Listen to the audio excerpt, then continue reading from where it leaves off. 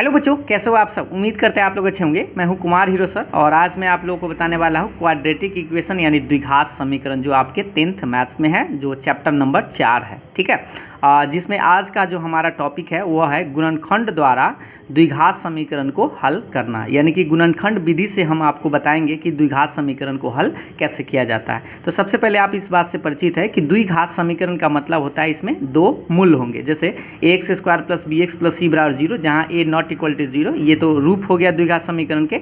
इसके दो मूल होते हैं, एक अल्फा और एक होता है बीटा। ठीक है, अब गुणनखंड करके हमें कैसे मान निकालना है, तो सपोज कीजिए कि आप जब गुणनखंड करेंगे, हम आपको करके भी बताएंगे। गुणनखंड करके आपको इस फॉर्म में लाना है x minus alpha into x minus beta. यहाँ पर माइनस या प्लस कोई दिक्कत नहीं है, प्लस है, प्लस या माइनस दोनों आ सकता है। तो यहाँ पर अगर मान लीजिए दो ब्रैकेट ऐसे आ जाए, x minus alpha into x minus beta बराबर 0, तो हम क्या करेंगे, जब एक बार करेंगे इस वाले पहले ब्रैकेट को 0 के बराबर, मतलब x माइनस अल्फा बराबर 0, तो इसे हमारा x बराबर आ जाएगा माइनस अल्फा, इधर आके प्लस अल्फा आ जाएगा। दूसरा फिर हम उसी तरह से निकालेंगे x माइनस बीटा बराबर 0, तो इसे हमारा x का मान बीटा आ जाएगा।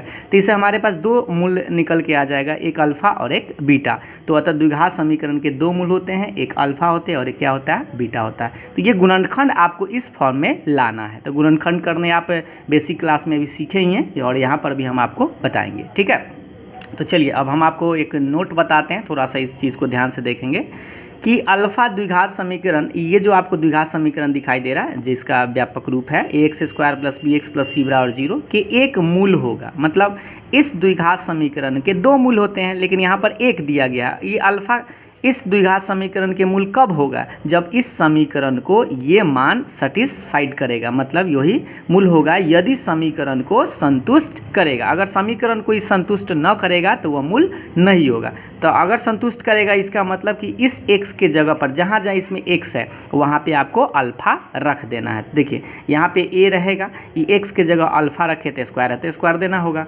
प्लस b रहेगा और ये x के जगह अल्फा और प्लस में c रहेगा, बराबर के बाद 0, और ये आपका समीकरण संतुष्ट हो जाएगा। अब इसे सवाल कैसे पूछा जाता है, जैसे आप यहाँ पर देख पा रहे होंगे, एक सवाल आपको दिख रहा होगा, क्वेश्चन नंबर 1, क्या 1 द्विघात समीकरण इतना का एक हल या मूल है। हल या मूल कहे उससे कोई दिक्कत नहीं है। ठीक है, हल कहे तो या मूल कहे तो सेम इस चीज़ समझिएगा।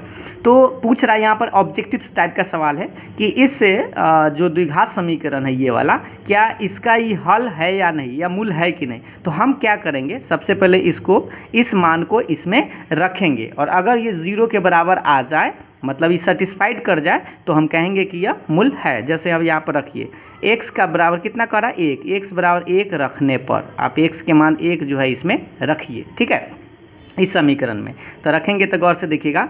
आप पहले लिख लेते हैं x square minus 3x plus 2 बराबर 0। अब इसमें रखिए x के जगह 1, तो 1 का स्क्वायर माइनस 3, x के मान 1 प्लस में 2 बराबर 0। हम इसको राइट साइड ले चलते हैं, तो इसको रखेंगे 1 के स्क्वायर तो 1 ही होगा, 3 में 1 से तो 3 और प्लस में 2 बराबर 0। अब यहाँ पर देख सकते हैं 1 और 2 कितना होगा, 3, 3 माइनस 3 और बराबर 0, यानी 3 में से 3 घटेगा 0। तो ये आपका जो इक्वेशन है सत्य है, मतलब कि इस समीकरण को संतुष्ट कर रहा है। इसका मतलब यह है कि ये जो मान था ये द्विघात समीकरण का एक हल है। तो हाँ में आप आंसर आप लिख दीजिएगा कि x बराबर 1 जो है द्विघात समीकरण इतना का एक मूल या हल है। ठीक है, तो ये ऑब्जेक्टिव टाइप में। अब इससे एक और सवाल हम आपको यहाँ पर आप देख पा रहे होंगे, रिलेटेड है, थोड़ा सा समझिएगा ध्यान से, कि यदि 3 इस द्विघात समीकरण, यहाँ पर द्विघात समीकरण दिया गया है ax square minus 5x plus 6 बराबर 0 कि एक मूल है, तो आपसे पूछेगा a का मान ज्ञात करें। ठीक है, यहाँ पर हम थोड़ा सा ये मूल वाला प्रश्न 2 को बता दिए, उसके बाद हम आपको गुणनखंड करके बताएंगे। तो देखिए इस तरह के प्रश्न भी आपको क्या करना है कि 3 जो है इस द्विघात समीकरण का एक मूल है, मतलब x के जगह पर हम इसमें 3 रख देंगे तो वह सेटिस्फाइड करेगा और उससे हमारा a का मान निकल जाएगा। तो देखिएगा, पहले हम लिख सकते हैं कि चूँकि 3 द्विघात समीकरण कितना, ax square minus 5x plus 6 बराबर 0 के एक मूल है, ठीक है, एक मूल है या हल है। अगर मूल है इसका मतलब कि इस जो 3 है इसमें रखेंगे तो ये सेटिस्फाइड करेगा। x के जगह पर आपको 3 रख देना है, तो रखिए a इंटू 3 का स्क्वायर 5 इंटू 3 प्लस में 6 बराबर के बाद 0। अब इसे आपका सोल्व करिएगा तो ए का मान बड़ी आसानी से निकल जाएगा। चलिए निकालते हैं। 3 के स्क्वायर 9, 9 में ए से तो 9 रह जाएगा और 5 दिया ये 15 हो जाएगा, प्लस में 6 बराबर के बाद 0। अब इसको सोल्व करेंगे तो 9a आप छोड़ दीजिए, 9 देखिए 6 में से 15 घटाइए तो ये माइनस में 9 बराबर के बाद 0।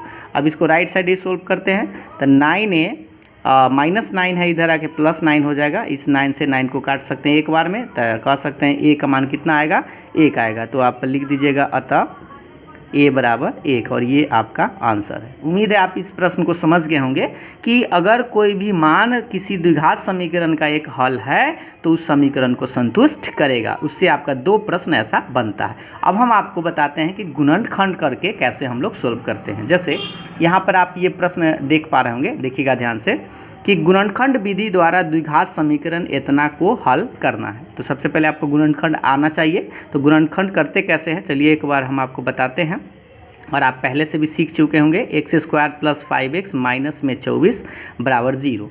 गुणनखंड करने का मतलब होता है कि पहला और अंतिम में गुना करते हैं। जैसे हमें इस तरह से x² में माइनस में 24 से गुना करेंगे तो हमें मिल जाएगा माइनस में 24x²। ठीक है, हमें कितना मिलेगा, माइनस में 24x²। अब आपको इसको 2 पार्ट में बांटना है, ऐसा कि जोड़ने या घटाने पर 5 ही रहे, लेकिन गुना करेंगे तो हमें माइनस में 24 पुरना चाहिए।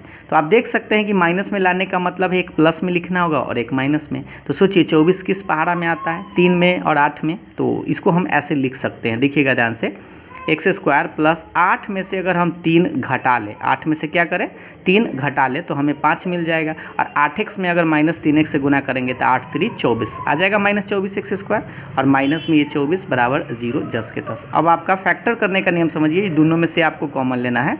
x कॉमन लीजिए तो x + 8 बचेगा। ये दोनों में से आप -3 कॉमन ले सकते हैं तो यहाँ बचेगा x। और देखिए जब माइनस कॉमन ले लीजिएगा तो यहाँ क्या बच जाएगा, प्लस और 8 बराबर 0। और हाँ, याद रखिएगा कि ये ब्रैकेट और ये ब्रैकेट सेम होना चाहिए, तभी आपका फैक्टर सही होगा, अन्यथा गलत हो जाएगा। तो अब क्या कीजिएगा, x + 8 है, x + 8 सेम है तो इसको एक बार लिख दीजिएगा x + 8 और दूसरा ब्रैकेट में आप लिखिएगा ये वाला x और यहाँ पे -3, तो x - 3 बराबर 0। अब यहाँ पर देखिए कि फैक्टर में हम आपको शुरू में बताए थे, थोड़ा सा ध्यान से देखिए कि हम आपको शुरू में बताते हैं कि आपको इस फॉर्म पर लाना है, x - α × x - β बराबर 0, इस 2 ब्रैकेट में, और इस बारी बारी से दोनों को 0 के बराबर करना है, जिससे कि आपका x का मान निकल जाएगा। तो चलिए अब इसको हम क्या करें, जब आप लिखेंगे, जब पहला ब्रैकेट देख लीजिए x + 8 है तो x + 8 है 0 के बराबर, इसे हमारा x बराबर कितना आ जाएगा, ध्यान दीजिए। तो इससे आप क्या निकालेगा, +8 इधर आएगा तो -8, तो x का मान एगो आ गया। अब इस ब्रैकेट को 0 करेंगे तो लिखेगा जब x - 3 0 के बराबर, तो इससे भी आपका x का मान कितना आएगा, -3 इधर आके +3। तो 2 मान आपको नज़र आ रहा होगा, x के मान एगो -8 और एगो x के मान 3। तो लास्ट में आप लिखिएगा अतः द्विघात समीकरण, द्विघात, अगर 2 नंबर का सवाल है तो द्विघात समीकरण x² + 5x - 24 बराबर 0 के 2 मूल, कितना कितना, 2 मूल, एक -8, एक है कितना, -8 एवं +3 है। बस इतना आपको लिख देना है और तब आपको आसानी से 2 अंक मिल जाएगा। ठीक है, ये 2 अंक की अगर इस तरह से सवाल पूछता है तो। अब हम आपको कुछ इसी तरह के 2-4 और प्रश्न बताते हैं जिससे कि आप कॉन्फिडेंस के साथ सीख पाए। चलिए ये प्रश्न आप लोग के सामने में ये दिख रहा होगा, ध्यान से देखेंगे। 2 प्रश्न हैं, इस प्रश्न को समझते हैं। पहले क्वेश्चन नंबर 4, 2x² - 5x + 3 बराबर 0। तो सबसे पहले इसको भी आपको उसी तरह से फैक्टर करना होगा। 2x² है तो 2x² - 5x प्लस में 3 बराबर 0। अब इसको क्या करते हैं, 2 में पहले 3 से गुना करेंगे तो 2x² में हम 3 से गुना करेंगे तो हमें मिलेगा 6x²। ठीक है, और इस बार प्लस में है, ध्यान से देखिएगा, यानी कि -5 बीच में है, तो इसको प्लस में लाने के लिए दोनों माइनस में ही लेना होगा या दोनों प्लस में लेना होगा, लेकिन प्लस में ले नहीं सकते हैं क्योंकि बीच में माइनस है। तो इसलिए आपको करना क्या है, 6 लाने के लिए आप जानते हैं 3 और 2 होता है, तो इसको आप लिख सकते हैं 2x² -2 - 3 और प्लस में 3 बराबर 0। ठीक है, अब यहाँ से आपको करना क्या होगा, सेम उसी तरह से कॉमन लेना होगा। तो देखिए ये दोनों में से आप 2x कॉमन ले सकते हैं, तो यहाँ x बचेगा क्योंकि गुना करके देखिए 2x स्क्वायर आ जाएगा, और यहाँ से जब 2x खींच लेंगे तो यहाँ -1, ठीक है। अब ये दोनों में से भी आप सोचिए 3 3 तो आपको दिख रहा है, लेकिन माइनस से ही प्लस है तो आप -3 कॉमन लीजिएगा, ठीक है ना। तो यहाँ पर x बचेगा, अब इसको गुना करके देखिए -3x, और माइनस जब कॉमन ले लिए यहाँ तो ये प्लस था, तो इसलिए अब यहाँ -1 आएगा बराबर 0। और हाँ, ये दोनों ब्रैकेट सेम होना चाहिए, तभी आप फिर से कॉमन ले सकते हैं। तो x -1 फिर ये दोनों में से कॉमन, तो इसलिए दूसरा ब्रैकेट में बचता है 2x और माइनस में 3 और बराबर के बाद 0। अब इस 2 ब्रैकेट आ गया, अब इसको हम जब करके लिख सकते हैं। तो जब देखिएगा पहला ब्रैकेट x -1 बराबर 0, तो इसे हम डेट इम्प्लाइज लिख सकते हैं x का मान 1, क्योंकि -1 इधर आके +1। फिर लिखिएगा जब 2x - 3 बराबर 0, तो इसे भी आप लिख सकते हैं 2x बराबर 3, इसका मतलब है x का मान आया 3/2। तो ये आप 2 मूल्य जो है आपका आ चुका है, एक 1 और एक 3/2। तो लास्ट में आप लिख दीजिएगा अतः द्विघात समीकरण इतना के 2 मूल्य 1 एवं 3/2 है, जैसे हम पहला प्रश्न में लिख के आपको बताएं, ठीक है। ये समय बचाने के लिए उतना आप कर सकते हैं। अगले प्रश्न पर हम चलते हैं। अगला प्रश्न आप लोग के सामने में ये स्क्रीन पर है कि गुणनखंड विधि द्वारा द्विघात वही है, सेम प्रश्न। अब इसको चलिए देखते हैं। प्रश्न का पैटर्न वही है, बस अंक यहाँ पे चेंज है, ध्यान से देखिएगा। 6x² - x -2 बराबर 0। इसको आप खुद से भी कर सकते हैं, वीडियो को रोक के आप इसको चेक कर लीजिए कि आप इसको कर पा रहे हैं या नहीं। तो सबसे पहले पहला और लास्ट में गुना करेंगे, तो देखिए 6x² में हम -2 से गुना करेंगे तो हमें मिलेगा माइनस में 12x²। इस बार माइनस में लाना है, इसका मतलब हमें यहाँ पे एक प्लस और एक माइनस देना होगा, ठीक है। अब सोच लीजिए 12 किस में आता है, तो 4 तिया 12, तो यहाँ पर हम ऐसे लिख सकते हैं 6x²। तो माइनस में x लाना है, इसीलिए हम क्या करेंगे 3 गो x में से 4 गो x घटाएंगे, ठीक है, क्योंकि 3 में से 4 जब घटाएंगे तो -1 आ जाएगा, और इसको जब गुना करेंगे तो हमें माइनस मिल जाएगा, और ये -2 बराबर 0 जस के तस। ये दोनों में से आप कॉमन लीजिए, तो आपको दिख रहा होगा 3x कॉमन ले सकते हैं, तो यहाँ पे आपका 2x बचेगा, क्योंकि 3 दूनी 6x² आ जाएगा ये। और ये दोनों में से हम क्या पहले तो यहाँ पर हम ले रहे थे 3, तो यहाँ पर प्लस में 1 बचेगा। अभी दोनों में से आप ले सकते हैं -2, तो यहाँ बचेगा 2x, और माइनस जब 2 खींच लिए हैं तो यहाँ पर +1 बचेगा बराबर 0। गुना करके आप एक बार चेक कर लीजिएगा, इसमें जब गुना करेंगे तो 4x आ जाएगा माइनस में, और ये माइनस में 2 आ जाएगा, और ये दोनों ब्रैकेट सेम है, इसलिए भी यहाँ से भी हम कॉमन लेते हैं। तो 2x + 1, तो इधर दूसरा जो ब्रैकेट बचता है आपका 3x और माइनस में 2 बराबर 0। अब सेम उसी तरह से जब करके आप निकाल सकते हैं। जब 2x + 1 बराबर 0, तो इससे आपका 2x बराबर कितना आएगा -1, यानी कि x का मान आ जाएगा -1/2। सेम उसी तरह से जब निकालेंगे, जब एक और ब्रैकेट है 3x - 2 बराबर 0, तो इससे हमें 3x बराबर 2, यानी कि हम कह सकते हैं x का मान 2/3। तो ये 2 मान आपको नज़र आ रहा होगा, तो लास्ट में आपको लिख देना है कि 2 जो इसका मूल्य है, एक -1/2 और एक 2/3 है, ठीक है। अगला प्रश्न पर हम ले चलते हैं आपको, ताकि कुछ और प्रश्न देखते हैं जिससे कि और कॉन्फिडेंस आ जाए कि कैसे फैक्टर किया जाता है और कैसे बनाएंगे। तो ये देखिए थोड़ा सा रूट वाला है, तो थोड़ा सा आपको ध्यान से देखना है। 2√6x प्लस में 2 बराबर 0। अब इसको कैसे बनाएंगे तो ध्यानपूर्वक समझिएगा। सेम उसी तरह से है, पहला में हम अंतिम से गुना करते हैं, तो 3x² में 2 से गुना करेंगे तो 6x² हमें मिलेगा, जो कि हमें लाना उतना ही है। तो देखिए यहाँ पर 2√6 है, तो रूट है, तो ये सीधा सीधा लाना है। इसका मतलब ये है कि हमें यहाँ पे 2 जगह रूट हमें चाहिए, ताकि रूट में रूट से गुना करेंगे तो रूट हट जाएगा। तो यहाँ पर 2√6 है, तो क्या हम इसको ऐसे लिख सकते हैं, ध्यान से देखिएगा। √6x प्लस में फिर से √6x प्लस में 2 बराबर 0, क्योंकि √6x और मतलब एक बार 2 जगह होता है, 2√6 आ जाएगा। इसको जब गुना करेंगे, जैसे गुना करके हम आपको बता दें, √6 में √6 से तो सीधा 6 आ जाएगा, और x में x से तो x² तो आपको मिल ही जाएगा, क्योंकि दोनों में x है, ठीक है। तो अब हम यहाँ पर वही काम करते हैं, दोनों में से कॉमन लेने का प्रयास करते हैं। तो अब आप सोच रहे होंगे कि सर 3 और √6 में क्या कॉमन होगा, ठीक है। तो यहीं पर आपको थोड़ा सा ध्यान देना है, ठीक ना। इसको हम थोड़ा सा बढ़ा देते हैं ताकि आप बात समझ पाए। इस 3 को हम ऐसे लिख सकते हैं कि √3 गुने √3x², और इस 6 को आप ऐसे लिख सकते हैं √3 गुने √2x प्लस। सेम उसी तरह से इस दोनों में से हम क्या कॉमन ले सकते हैं, √2 गुने √3 ऐसे लिख सकते हैं कि 6 आ जाएगा, और प्लस 2 को हम √2 × √2 लिख सकते हैं बराबर 0। अब इस दोनों में से आप देखिए तो आपको क्या नज़र आ रहा है कि यहाँ से आप √3 कॉमन ले सकते थे, यहाँ बचेगा √3 एक्स भी आपको कॉमन लेना है, एक्स बाहर कॉमन ले लीजिएगा और प्लस में आपका ये जब √3 कॉमन हो जाएगा तो यहाँ पे सिर्फ √2 बचेगा। अब सेम उसी तरह से इसमें से बचाइए, √2 कॉमन ले लेंगे तो यहाँ पर एक्स छोड़ दिए, क्या एक्स छूट गया क्योंकि यहाँ पर ऐसे एक्स है, तो यहाँ पे बचेगा √3x और प्लस में एगो √2 कॉमन तो एगो बच जाएगा बराबर 0। एक बार फिर से हम आपको समझा देते हैं, जैसे हम इस 3 को √3 गुने √3 लिख सकते हैं क्योंकि सीधा 3 आ जाएगा, और ये √6 है तो इसको तो हम ऐसे लिख ही सकते हैं, √3 फिर 6 आ जाएगा। सेम चीज़ है तो वही 2 3 या 3 2 एक ही चीज़ है, और इस 2 को हम लिख दिए हैं √2 गुने √2। अब यहाँ से अगर आप कॉमन लीजिएगा ये वाला तो इससे आपका आ जाएगा √3x प्लस √2 और सेम चीज़ यही है √3x प्लस √2 बराबर 0। अब जब करिएगा तो आपका आंसर आ जाएगा। लिखिए एक बार, जब पहला ब्रैकेट √3x प्लस √2 बराबर 0, इससे आपका एक मान आएगा √3x बराबर -√2, डैट इम्प्लाइज x बराबर आएगा -√2 बटे में √3। ठीक है, अब इसी को एक ही बार रूट में भी हम लिख सकते हैं, √2/3 ऐसे करके।